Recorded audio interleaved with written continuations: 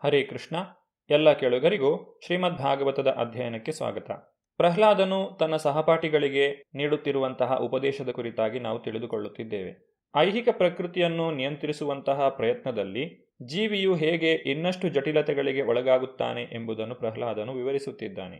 ನಾಗರಿಕತೆಯ ಪ್ರಗತಿಯ ಮೂಲಕ ಹಣ ಸಂಪಾದನೆ ಮಾಡಬೇಕೆಂಬ ಪ್ರಯತ್ನಗಳಿಂದ ಜನನ, ಮರಣ, ಮುಪ್ಪು ಮತ್ತು ಕಾಯಿಲೆಗಳನ್ನು ಹೋಗಲಾಡಿಸಲು ಕಿಂಚಿತ್ತನ್ನು ಮಾಡಲಾಗಿಲ್ಲ ಎಂಬುದನ್ನು ಪ್ರಪಂಚದ ಇತಿಹಾಸವು ಸಾಬೀತುಪಡಿಸಿದೆ. ಜಗತ್ತಿನ ಇತಿಹಾಸದುದ್ದಕ್ಕೂ ಇದ್ದ ದೊಡ್ಡ ದೊಡ್ಡ ಸಾಮ್ರಾಜ್ಯಗಳ ಬಗ್ಗೆ ಪ್ರತಿಯೊಬ್ಬರಿಗೂ ಗೊತ್ತಿದೆ.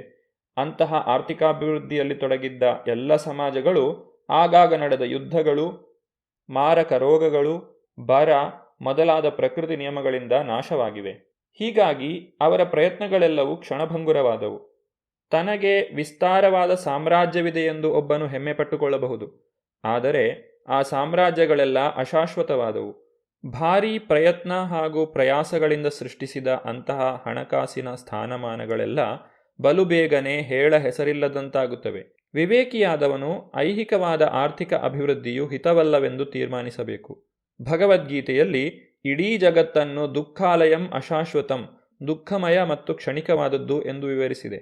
ಆದರೆ ದೇವೋತ್ತಮ ಪರಮಪುರುಷನಾದ ಶ್ರೀಕೃಷ್ಣನೊಡನೆ ನಮ್ಮ ಸಂಬಂಧವು ನಿತ್ಯವಾದದ್ದು. ನಿತ್ಯ ಸಿದ್ಧ ಕೃಷ್ಣ ಪ್ರೇಮ. ಶುದ್ಧಾತ್ಮರು ಎಂದೆಂದಿಗೂ ಕೃಷ್ಣನನ್ನು ಪ್ರೀತಿಸುತ್ತಾರೆ. ಈ ಶಾಶ್ವತ ಪ್ರೇಮವನ್ನು ಪುನಶ್ಚೈತನ್ಯಗೊಳಿಸಲು ಕಷ್ಟವೇ ಇಲ್ಲ. ವಿಶೇಷವಾಗಿ ಈ ಕಲಿಯುಗದಲ್ಲಿ ಕೇವಲ ಹರೇ ಕೃಷ್ಣ ಮಹಾಮಂತ್ರವನ್ನು ಜಪಿಸುವುದರಿಂದ ವ್ಯಕ್ತಿಯು ಭಗವಂತನ ಬಗೆಗೆ ತನ್ನ ಮೂಲ ಸಂಬಂಧವನ್ನು ಪುನರುಜ್ಜೀವನಗೊಳಿಸಿಕೊಳ್ಳುತ್ತಾನೆ ಮತ್ತು ತನ್ಮೂಲಕ ಅವನು ಎಷ್ಟು ಸಂತುಷ್ಟನಾಗುತ್ತಾನೆಂದರೆ ಅವನಿಗೆ ಐಹಿಕವಾದ ಯಾವುದೂ ಬೇಕಾಗುವುದಿಲ್ಲ.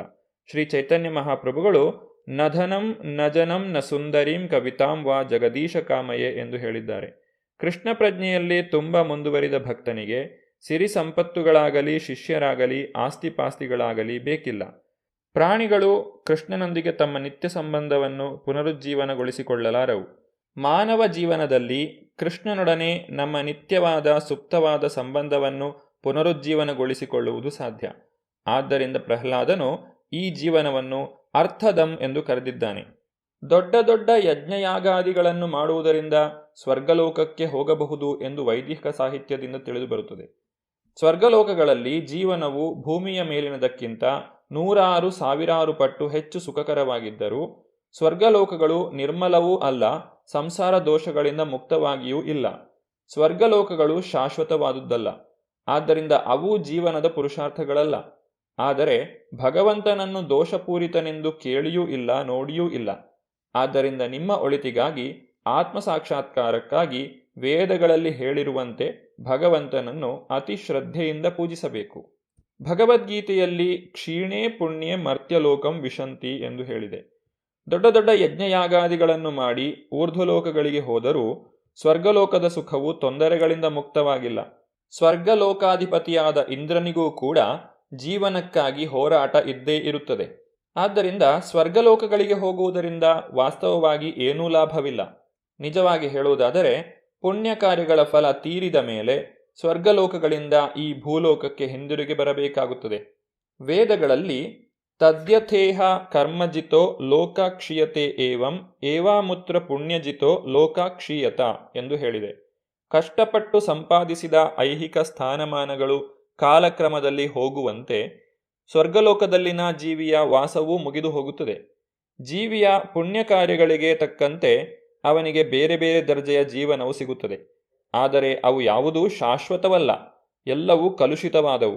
ಆದ್ದರಿಂದ ಕೇವಲ ಮತ್ತೆ ಈ ಭೂಲೋಕಕ್ಕೆ ಮರಳಲು ಇಲ್ಲವೇ ಇನ್ನೂ ಅಧೋಲೋಕಗಳಿಗೆ ಇಳಿಯಲು ಊರ್ಧ್ವಲೋಕಗಳಿಗೆ ಹೋಗಬಾರದು.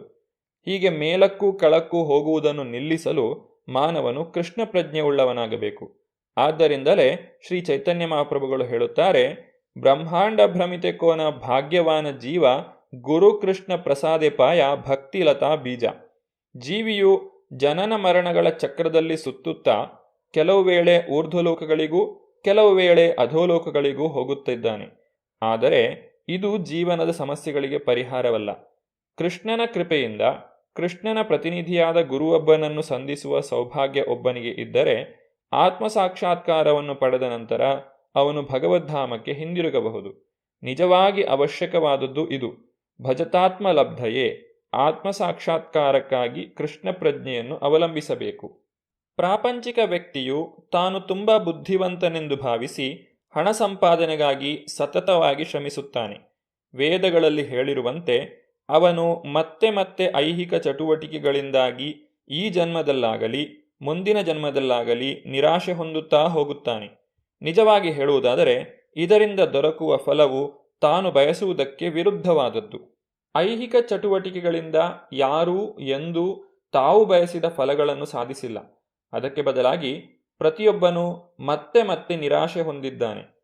ಆದ್ದರಿಂದ ಅವನು ಇಹ ಜನ್ಮದಲ್ಲಾಗಲಿ ಮುಂದಿನ ಜನ್ಮದಲ್ಲಾಗಲಿ ಅಂತಹ ವಿಷಯ ಸುಖದ ಐಹಿಕ ಚಟುವಟಿಕೆಗಳಲ್ಲಿ ಕಾಲಹರಣ ಮಾಡಬಾರದು. ಎಷ್ಟೋ ಜನ ಸುಖ ಸಂತೋಷ ಪಡೆಯಲು ವೈಯಕ್ತಿಕವಾಗಿಯೂ ಸಾಮೂಹಿಕವಾಗಿಯೂ ಪ್ರಯತ್ನಿಸಿದ್ದಾರೆ. ಆದರೆ ಅವರೆಲ್ಲರೂ ತಮ್ಮ ಪ್ರಯತ್ನದಲ್ಲಿ ವಿಫಲರಾಗಿ ನಿರಾಶರಾಗಿದ್ದಾರೆ. ಇದನ್ನು ಇತಿಹಾಸವೇ ಸಾಬೀತುಪಡಿಸಿದೆ. ಈ ಐಹಿಕ ಜಗತ್ತಿನಲ್ಲಿ ಪ್ರತಿಯೊಬ್ಬ ಲೌಕಿಕ ವ್ಯಕ್ತಿಯೂ ಸುಖ ಸಾಧನೆ ಮಾಡಲು ಮತ್ತು ದುಃಖವನ್ನು ಕಡಿಮೆ ಮಾಡಲು ಇಚ್ಛಿಸಿ ಅದಕ್ಕೆ ತಕ್ಕಂತೆ ಕಾರ್ಯಪ್ರವೃತ್ತನಾಗುತ್ತಾನೆ. ಆದರೆ ವಾಸ್ತವವಾಗಿ ಅವನು ಸುಖಕ್ಕಾಗಿ ಪ್ರಯತ್ನಿಸದೇ ಇರುವವರೆಗೆ ಸುಖವಾಗಿರುತ್ತಾನೆ. ಸುಖ ಹೊಂದಲು ಅವನು ಕಾರ್ಯಪ್ರವೃತ್ತನಾದೊಡನೆ ಅವನ ದುಃಖವು ಪ್ರಾರಂಭವಾಗುತ್ತದೆ. ಸುಖಾಯ ದುಃಖ ಮೋಕ್ಷಾಯ ಸಂಕಲ್ಪ ಇಹ ಕರ್ಮಿಣಃ ಸದಾಪ್ನೋತಿ ಹಯಾ ದುಃಖಂ ಅನೀಹಾಯ ಸುಖಾವೃತಃ. ಭಗವದ್ಗೀತೆಯಲ್ಲಿ ಹೇಳಿರುವಂತೆ ಪ್ರಕೃತೆ ಕ್ರಿಯಮಾಣಾನಿ ಗುಣೈಕರ್ಮಾಣಿ ಸರ್ವಶಃ. ಪ್ರತಿಯೊಬ್ಬ ಬದ್ಧಾತ್ಮನೂ ಪ್ರಕೃತಿ ನಿಯಮಗಳಿಗೆ ಕಟ್ಟುಬಿದ್ದಿರುತ್ತಾನೆ. ಪ್ರತಿಯೊಬ್ಬನೂ ಭಗವಂತನ ಆಣತಿಯಂತೆ ಪ್ರಕೃತಿದತ್ತವಾದ ಒಂದು ನಿರ್ದಿಷ್ಟ ದೇಹವನ್ನು ಪಡೆದಿರುತ್ತಾನೆ. ಈಶ್ವರ ಸರ್ವಭೂತಾನಾಂ ಹೃದ್ದೇಶೇ ಅರ್ಜುನ ತಿಷ್ಠತಿ ಭ್ರಾಮಯನ್ ಸರ್ವಭೂತಾನಿ ಯಂತ್ರಾರೂಢಾನಿ ಮಾಯಯ. ಹೇ ಅರ್ಜುನ, ಪರಮಪ್ರಭುವು ಪ್ರತಿಯೊಬ್ಬನ ಹೃದಯದಲ್ಲೂ ನೆಲೆಯಾಗಿ ನಿಂತಿದ್ದಾನೆ. ಅವನು ಎಲ್ಲ ಜೀವಿಗಳ ಅಲೆದಾಟಗಳನ್ನು ನಿರ್ದೇಶಿಸುತ್ತಿದ್ದಾನೆ. ದೇವೋತ್ತಮ ಪರಮಪುರುಷನು ಪರಮಾತ್ಮನು ಪ್ರತಿಯೊಬ್ಬರ ಹೃದಯದೊಳಗೂ ಇದ್ದಾನೆ.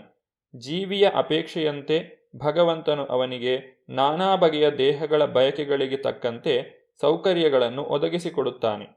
ದೇಹವು ಕೇವಲ ಒಂದು ಸಾಧನವಿದ್ದಂತೆ.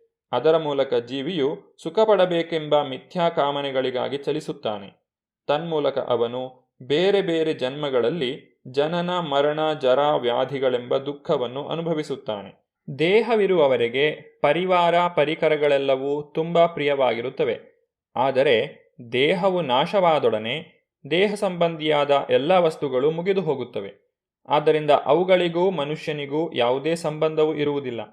ಅಜ್ಞಾನದಿಂದ ಮನುಷ್ಯನು ಅವನ್ನು ಅಮೂಲ್ಯವಾದದ್ದು ಎಂದು ಭಾವಿಸುತ್ತಾನೆ. ಜೀವಿಯು ತನ್ನ ಪೂರ್ವ ಕರ್ಮಗಳಿಗೆ ಅನುಗುಣವಾಗಿ ನಾನಾ ದೇಹಗಳನ್ನು ಪಡೆಯುತ್ತಾನೆ. ಅವನು ಗರ್ಭವನ್ನು ಸೇರಿದಾಗಿನಿಂದ ತನ್ನ ದೇಹಕ್ಕಾಗಿ ಜೀವನದ ಎಲ್ಲ ಸ್ಥಿತಿಗಳಲ್ಲೂ ತೊಳಲಾಡುವುದನ್ನು ನೋಡುತ್ತೇವೆ. ತನ್ನ ಪೂರ್ವ ಕರ್ಮಗಳಿಗೆ ಅನುಸಾರವಾಗಿ ಪ್ರಸ್ತುತ ದೇಹವನ್ನು ಪಡೆದಿರುವ ಜೀವಿಯು ಇಹ ಜನ್ಮದಲ್ಲಿ ತನ್ನ ಕರ್ಮಫಲಗಳನ್ನು ಮುಗಿಸಬಹುದು. ಆದರೂ ಅವನು ಭೌತ ದೇಹಗಳ ಬಂಧನದಿಂದ ಮುಕ್ತನಾದನೆಂದು ಅರ್ಥವಲ್ಲ. ಜೀವಿಯು ಒಂದು ಬಗೆಯ ದೇಹವನ್ನು ಸ್ವೀಕರಿಸಿ ಆ ದೇಹದಿಂದ ಕರ್ಮಗಳನ್ನು ಮಾಡಿ ಇನ್ನೊಂದು ದೇಹವನ್ನು ಸೃಷ್ಟಿಸಿಕೊಳ್ಳುತ್ತಾನೆ. ಹೀಗೆ ಅವನು ಹುಟ್ಟು ಸಾವುಗಳನ್ನು ಮತ್ತೆ ಮತ್ತೆ ಹೊಂದುತ್ತಾ ಒಂದು ದೇಹದಿಂದ ಇನ್ನೊಂದಕ್ಕೆ ಹೋಗುತ್ತಲೇ ಇರುತ್ತಾನೆ. ಇದಕ್ಕೆ ಅವನ ಅಜ್ಞಾನವೇ ಕಾರಣ. ಮಾನವ ಜೀವಿಯ ದೇಹಗಳನ್ನು ಹೊರತುಪಡಿಸಿ ಜೀವಿಯ ಇತರ ನಾನಾ ಬಗೆಯ ದೇಹಗಳ ಮೂಲಕ ಜೀವಿಯ ವಿಕಾಸವು ತಂತಾನೇ ಪ್ರಕೃತಿ ನಿಯಮಗಳಂತೆ ನಡೆಯುತ್ತದೆ. ಬೇರೆ ಮಾತುಗಳಲ್ಲಿ ಹೇಳುವುದಾದರೆ, ಪ್ರಕೃತಿ ನಿಯಮಗಳಿಂದ ಜೀವಿಯು ಕೀಳು ಜನ್ಮದಿಂದ ಮಾನವ ಜನ್ಮಕ್ಕೆ ವಿಕಾಸ ಹೊಂದುತ್ತಾನೆ. ಆದರೆ ಅವನ ಪ್ರಜ್ಞೆ ಬೆಳೆದಿರುವುದರಿಂದ ಮಾನವ ಜೀವಿಯು ಜೀವಿಯ ಸಹಜ ಸ್ವರೂಪವನ್ನು ತಿಳಿದುಕೊಂಡು ತಾನು ಏಕೆ ಭೌತ ದೇಹವನ್ನು ಸ್ವೀಕರಿಸಬೇಕು ಎಂಬುದನ್ನು ಅರಿತುಕೊಳ್ಳಬೇಕು. ಈ ಅವಕಾಶವನ್ನು ಪ್ರಕೃತಿಯು ಅವನಿಗೆ ಕೊಡುತ್ತದೆ.